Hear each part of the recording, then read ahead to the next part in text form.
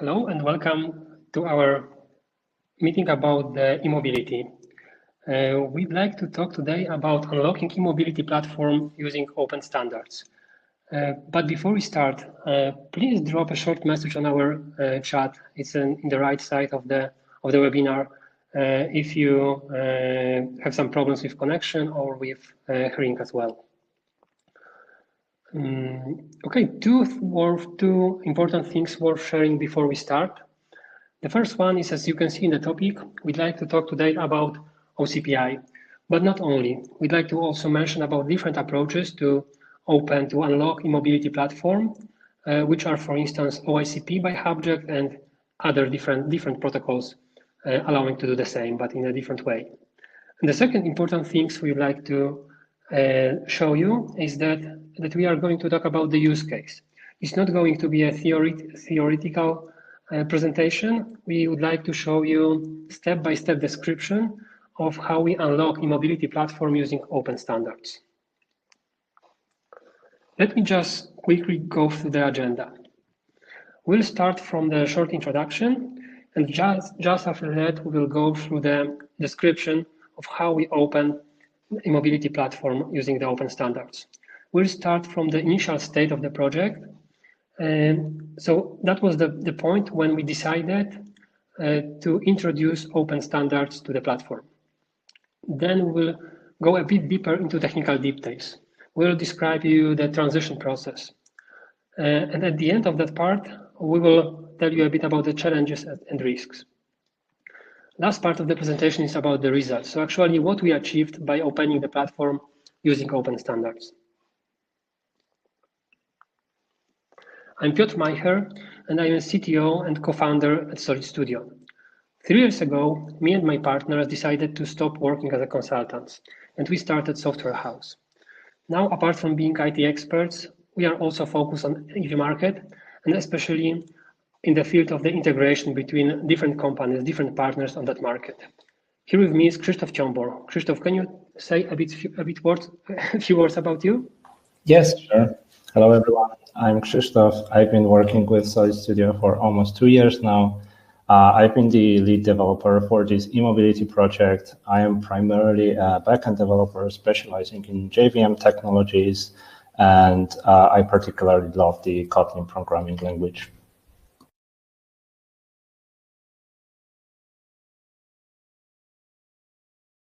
Thanks, Krzysztof. Just let me add a few more things about us. So why we share these insights? We are cooperating with one of the European EV leader for 2 years. And we have experience in developing both sides of this market. So we were responsible for delivering features that are all normally recognized as something that is delivered by the eMobility service providers. But we are also responsible for development of the charge point operator platform. And we were involved in integration between the partners using both approaches. So we were using open standards like OCPI and ICP, but we are also using custom APIs. Here I'd like to show you a few numbers about the EV market now and in the future. But I'd like to focus only on the first number. As you can see here, in 2018 in UK, almost 2% of all cars sold were electric. I've seen quite hot news in the Twitter a few days ago that in Norway in last month, more than half of the cars sold were electric. I think that it proves that the movement of introducing electricity into the transport is unstoppable movement. And there's no question if we should do that, but how should we do that effectively? Before we go to the technical description of our journey from closed to open platform, I'd like to talk a bit about the benefits of open standards. Here I'd like to start from the question. So the first benefit is business model optimization. And the question I'd like to ask you is, what limits you and your company when making a decision about the integration with partners? We have a technical background, but we are working with sales and other business teams. So how does it work? Normally, the ideas about integration with the partner are brought by the sales to the company. So they have idea because they see some potential benefits from integrating with the third parties. But before making the decision about the integration, they have to know time needed to deliver that. So they have to involve somehow the delivery team. And in general, an integration with other partners are time-consuming tasks, because we have to remember about two things. If we are integrating with another company using custom API, we are synchronizing two things. We are synchronizing models, and we are synchronizing work of two teams working in a separate organization. When it comes to the model, we know that the same things can be modeled in a different way. For instance, one CPO may use only sockets, and that's enough for their business. But another company may use much more sophisticated model of charging infrastructure. They may use location, charge points, maybe electric vehicle supply equipment, connectors. And when we are doing the connection between those two different worlds, we need to establish some common language. So we have to synchronize our models to be able to talk each other. And the second point is synchronizing two teams, and it's always challenging, even inside one company. So my experience says that integrating using custom APIs is a matter of months, not weeks or days. So the business knows the answer, and the answer is, let's assume, 3 months. Now they start to have doing the calculation, because they need to compare possible benefits coming from the integration with the partner with the cost of delivering such integration. And we just realized that in some cases, business decisions are driven by the cost of delivering the integration. That's of course not good. And now imagine different scenario. Imagine that business doesn't have to ask tech teams about the estimation, because they already know that integration with the partners normally takes 4 days. And for instance, there are some cases when no code has to be changed because everything is done on the platform. Such flexibility to our business can be brought to us by introducing open standards. The second point on our list is also very important, and the point is our users. We believe that no matter of what we are doing, so if you are the CPO, EMSP, or as a Solidstudio software house, users are the central point of our business. It's because scaling in most cases means that more and more users can use our services. So I'd like to start again from the question, what can make our users' life easier? According to the surveys, users are still worried about not having enough access to efficient charging station. And this is recognized as one of the most serious barriers to purchase EV. If you imagine the user of the platform that is not integrated with too much partners, the user is somehow locked to the infrastructure of that partner. We can compare that to the situation with the traditional cars. Imagine that in order to buy a gasoline, you are forced to look for the petrol station for the partner that you have a contract signed with. That's of course not the user-friendly approach. But by introducing open standards and by integrating more and more partners, by quick integration, more and more partners, we can change that world.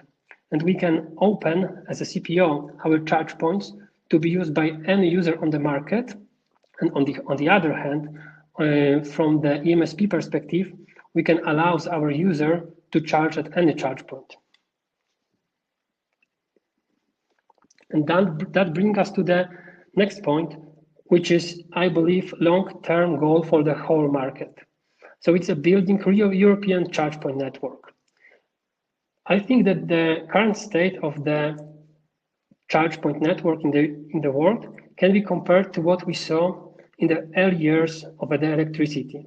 There were a lot of small power plants, and they will produce energy without following any standards. Now we have a one single grid in the Europe, and end user is not even aware about all those technical details under the hood.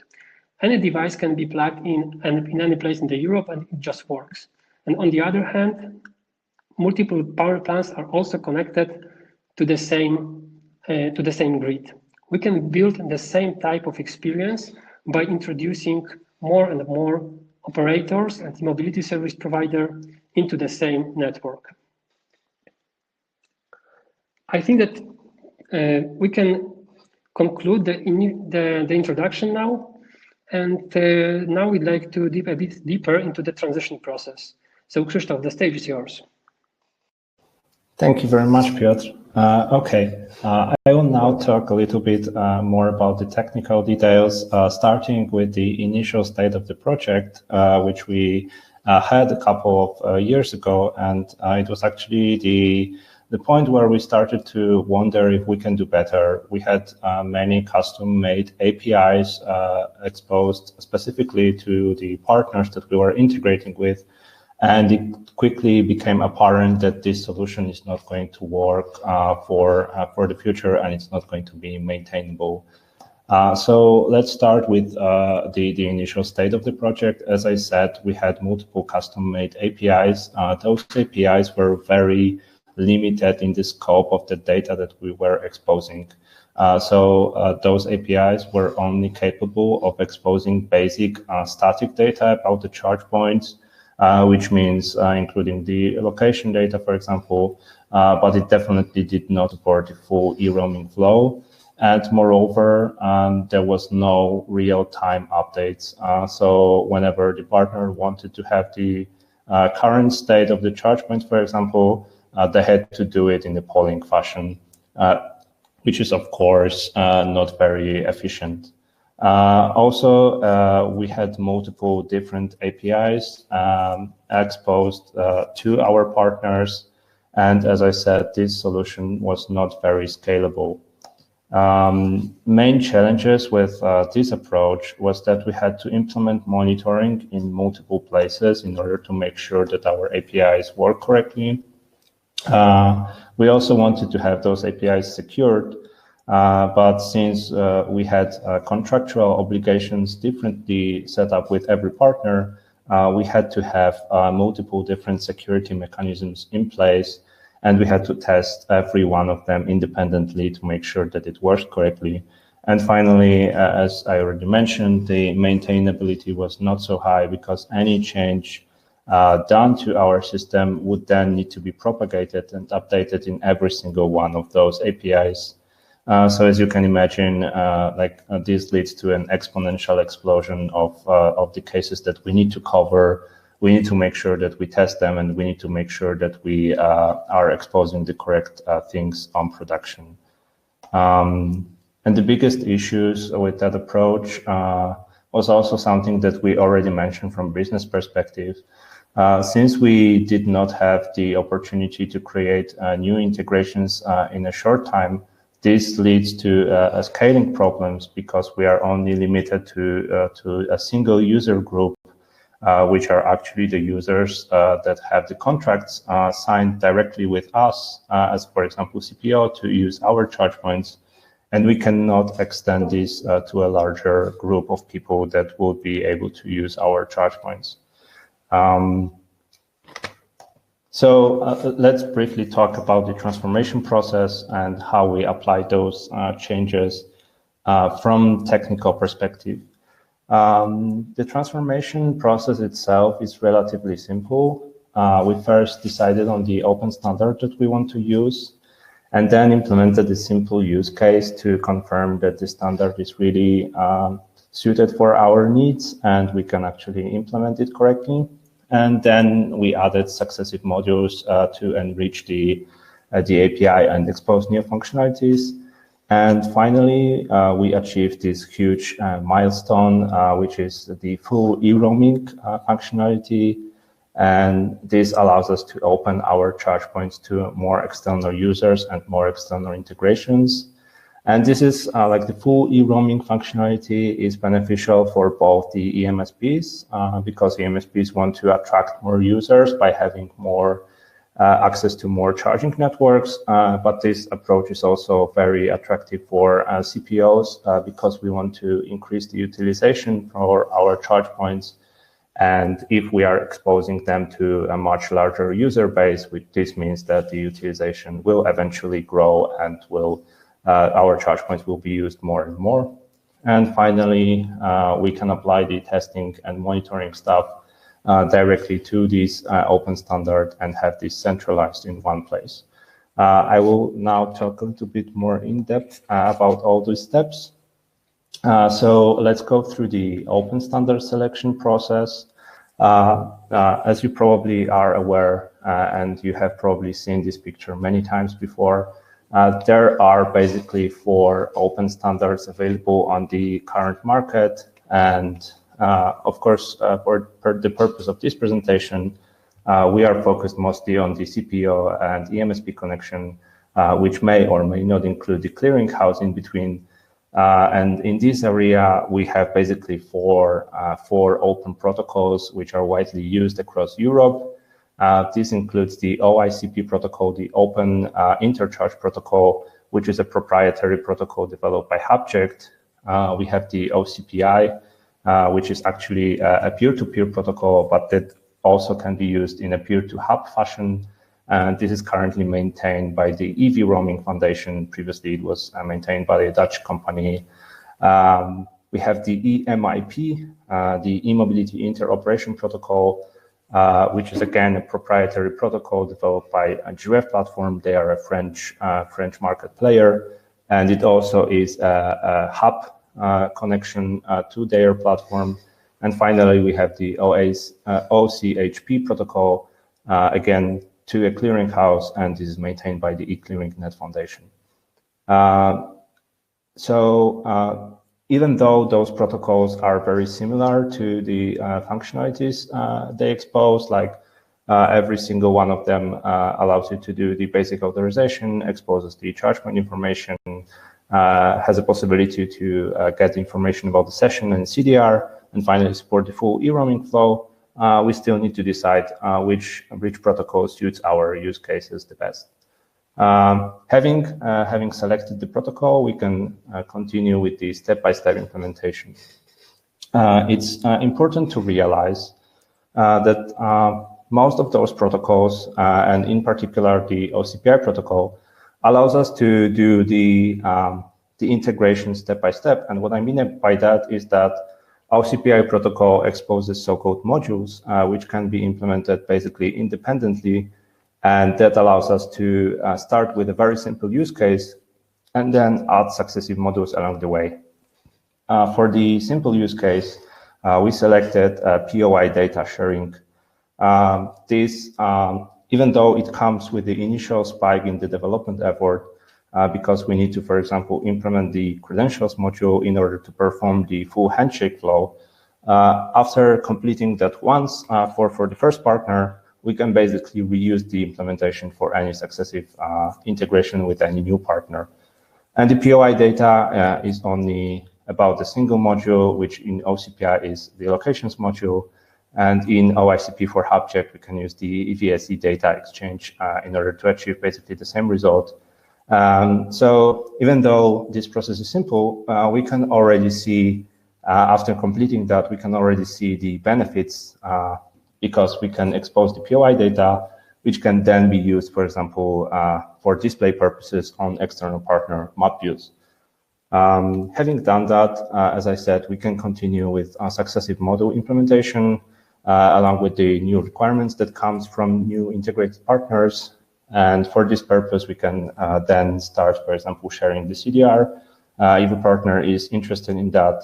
And finally, complete the e-roaming milestone, which for OCPI would include commands, sessions, and CDRs module, and remote start-stop session for Hubject OICP protocol. By doing that, we can already start switching existing partner and deprecating the legacy integrations in favor of using open standards. This allows us to successfully remove those custom-made APIs and centralize everything within this one open protocol. But that's not the end. We can push it even further and include additional modules like, for example, tariffs, token, and charging profiles to improve this platform even more and expose more functionalities to our users. Okay, let's talk about the challenges and risk factors that we encountered along the way and explain what are the main problems and what you should be aware of. Okay, so first of all, this is a brief overview of the challenges we encountered. The situation may be different for your company, but in general, we believe that those are accurate representation of everything that everyone trying to use open platform struggles with. And this includes accurate standard selection, matching internal processes and data models to the open standard, applying some modifications and extension to the standard, migrating to a newer version, and finally, the necessity of supporting multiple open standards and open standard versions. So let's see every one of those problems. First of all, accurate standard selection. As we described, there are multiple standards available on the market. So it's important to realize which standard you should implement. This is, of course, dictated by two factors. First of all, if we want to achieve wide market coverage, we should probably support the standard which is used by most of the players on the market. But it quickly turned out that this is actually difficult to find out, and it may come only from experience or by, for example, being a member of this larger EV market or EV platform. For example, the EV Roaming Foundation, if you are a member. They may have some data about that. This is particularly important for OCPI, where the latest version is 2.2, the 3.0 is in progress, but actually the most used one is still the 2.11 version. Selecting the appropriate variant is also important if you want to apply additional features that are needed for your company. Like, for example, supporting the charging profiles and thus enabling the smart charging, because this is available only in OCPI 2.2 and is actually not supported in previous versions. So depending on the use cases in your company, you may want to implement different standard. When it comes to matching internal processes and data model to the standard, it comes in two ways. So first of all, as we already mentioned, you, for your purposes internally, may model the data differently than the OCPI or OICP or any other open standard requires you to do so. And that may need an additional transformation/mapping layer in between your internal data models and the open protocol itself. So even though this representation you may already have in your system, in order to fulfill the open standard requirements, you would probably need to remap them to comply with the schema. When it comes to the processes adjustments, this is particularly important for the OCPI protocol, where this protocol is bidirectional, and that means that it supports both push and pull flows. This is not usually the case for developing REST APIs, for example, where it is mainly about getting the data and there is no active push. However, by doing the bidirectional communication, we achieve a real-time updates where we can immediately push, for example, the EVSE status change to our partners, and thus they can, for example, show it to their user if a charge point is available or not. I also want to mention about the data quality. This is a part of the processes adjustments. Since we want to ensure the best experience for both our integrations and our partners, but also for our users, we want to make sure that the data we're exposing is actually of high quality which includes, for example, checking the location data, if it's accurate, checking the street name formatting, if it's correct, etc. So some partners are already doing that on their side. For example, Giref has their own team which handles the data quality. But for some integration, it is up to you to make sure that the data you're exposing is of high quality. When it comes to standard modifications and extensions, this is again driven by both sides. It can be driven by us or it can be driven by our partner. What we mean by driven by us is that sometimes we actually want to expose more data than the standard provides. Imagine a case where you as a CPO have a platform for gathering telemetry data from a charge point, and you want to share this telemetry data with your partner, but there is no property for doing that inside the open standard.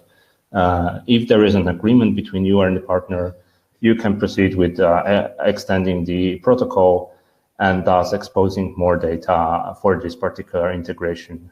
This is very useful in some cases, but the modification itself can be also driven by our partner, which is very prominent case in OCPI 2.11, where there's actually a slight gap in the standard itself. Basically, there is no property to properly connect CDR to a session. So some partners are forcing you to adjust the standard.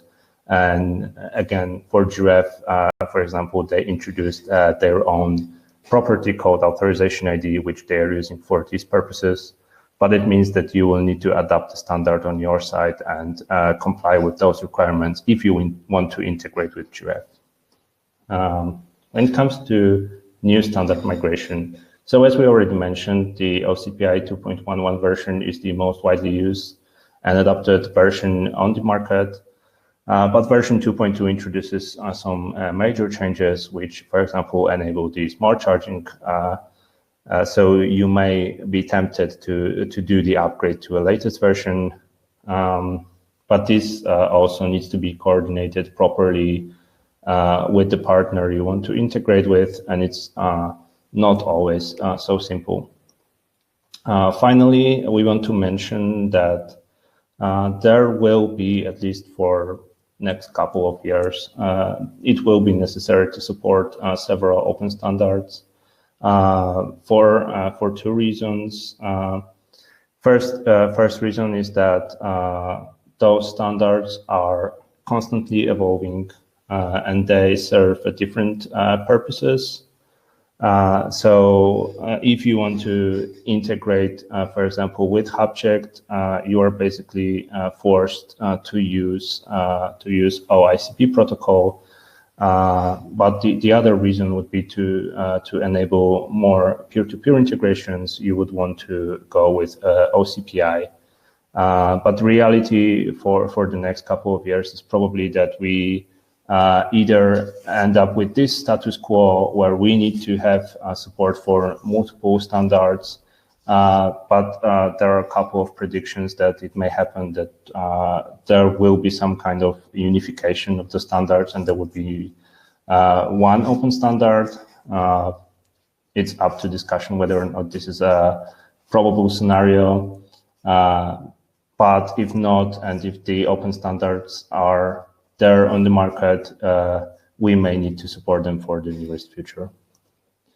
Okay, so to conclude this section, we want to compare this current status with the status that we had before. So all of the issues we had previously are now solved. For monitoring, we have a single centralized place where we can monitor our APIs and make sure that we are not doing anything wrong. For security, it's not only about the single entry point, but also about the unified mechanism where previously every single API of ours could be secured using a different mechanism. like, I don't know, basic authorization. Some APIs can use authorization token. Now they're all forced to use the authorization mechanism provided by the standard. And finally, maintainability, and this should be pretty obvious. Any change applied directly in our system can be updated only in one place and propagated to all our partners. It also includes easier testing because we can use some open source testing tools. We can use interoperability tools to confirm that our APIs are working. Finally, there are also some events called Plugfests where everybody gathers and tests their integrations all together to make sure that everything works. And if everyone is speaking the same language, which is in our case the open protocol, they can communicate seamlessly and confirm that their APIs are working correctly. Thank you, Krzysztof, for taking us on a journey of opening the platform using open protocols. I'm sure that this kind of information, this kind of knowledge would be very useful before someone decides to introduce open protocols into their platform. This is actually the last thing we'd like to share with you, and this is the results of what we did. We needed 4 months in order to introduce OCPI into the charge point operation platform. And after that, we were asked by the business, how long does it take to integrate next partner? And we estimated the effort to several days. It was about 4 days. It means that we reduced effort needed to integrate a partner by 95%. And I think that that's answered the question that I asked you when we started, how to make our business not limited by the technology. Thank you. That's the end of our presentation. And we still have the space for the questions. So if you have any question, please use the chat on the right side, and we will do our best to answer.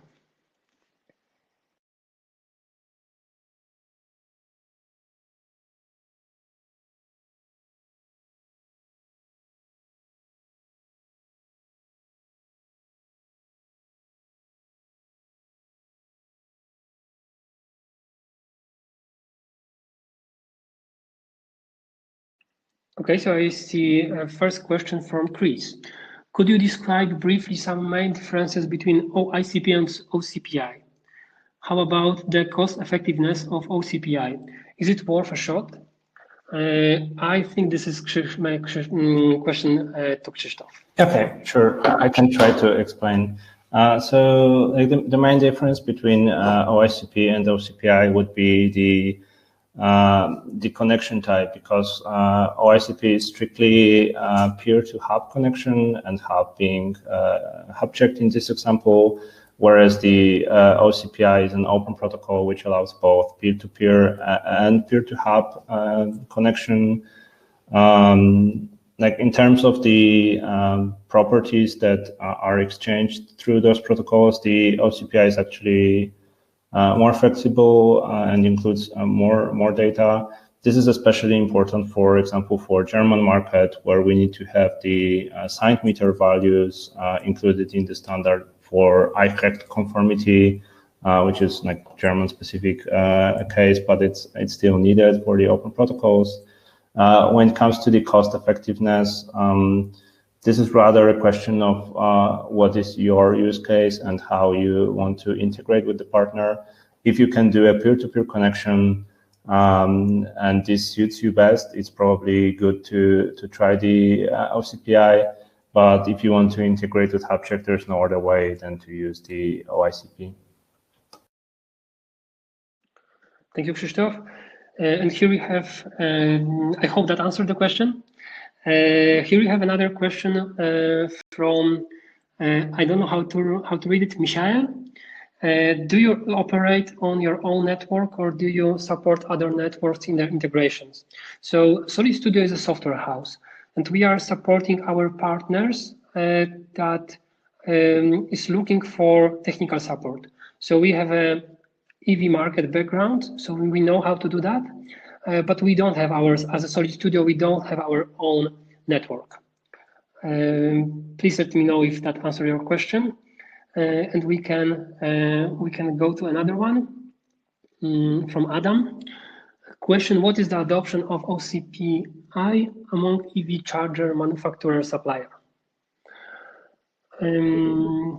As Krzysztof mentioned, in order to know such details, we would have to be the member of some bigger organization, some organization that connects similar companies. We know that those four open standards that was presented are widely used, and we have experience that since we introduced the OCPI into the company, we already have few other partners that is willing to use that.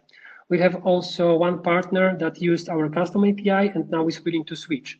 So only by that I can say that the adoption is quite big, but I cannot give you exact numbers now. Okay, and the next question: in your opinion, what are the missing features you would like to see in future OCPI versions? Maybe try to answer that. Okay. So first of all, I think the standard is relatively good for the cases that we are currently trying to do, like considering the whole EV market. But for the future, there will definitely be need to be support for the upcoming things like the new ISO 15118 standard, which is about the plug and charge functionality, which basically means that you can skip the whole authorization process because the car itself will authorize within the charge point. So like I would really like to see OCPI supporting that. Maybe not for the features of the OCPI, but I would really like to have a well-defined testing suite and maybe some testing platform for the OCPI, because from our perspective, especially the handshake flow is pretty tricky in OCPI, and a lot of people make a lot of mistakes there. It would be nice to have it improved for the future integrations. Thank you, Krzysztof. That was last question we have for now. Let's wait 1 minute more, and if there is no more question, we will conclude our webinar.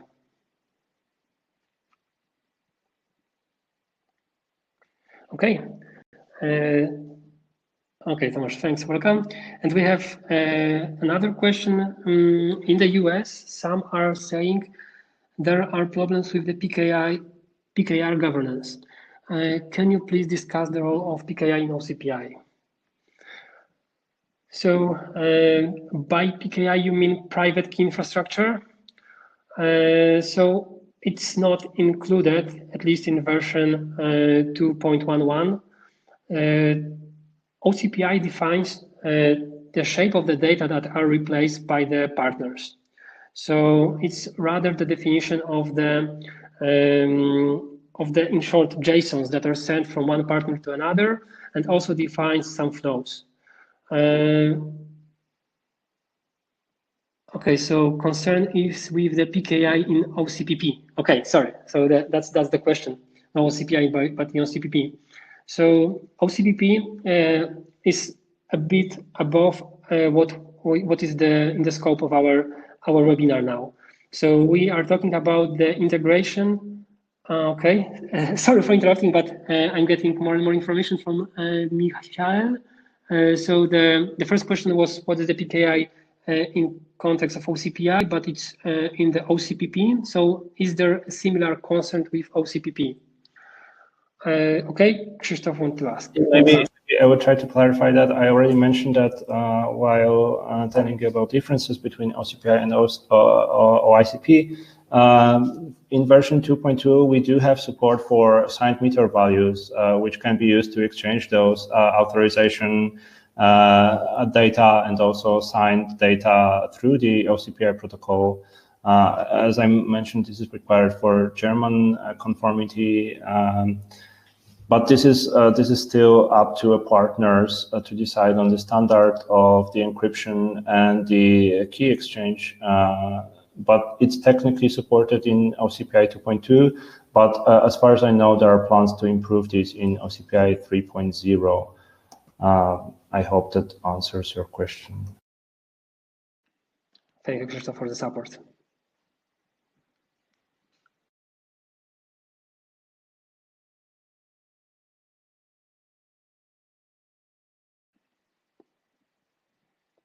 Okay, so if there are no more questions, please feel free to reach us out using our emails if you have any questions regarding our presentation, or in general, if you are looking for the support in those topics that we presented, do not hesitate to contact us.